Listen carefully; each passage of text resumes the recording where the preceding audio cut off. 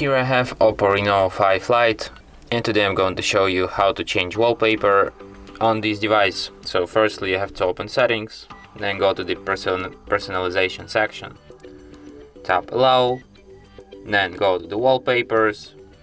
You can select one of the static pre-installed wallpapers. As you can see, you have some of these here.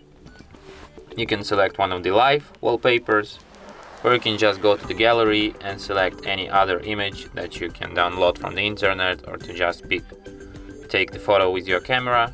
Tap agree and continue, then select an image, agree and continue, allow. Here you can set up how this image will look, and then just tap apply. Then select if you want to set it on lock screen, on home screen, or on both screens.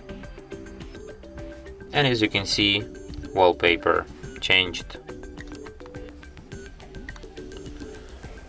And that's it.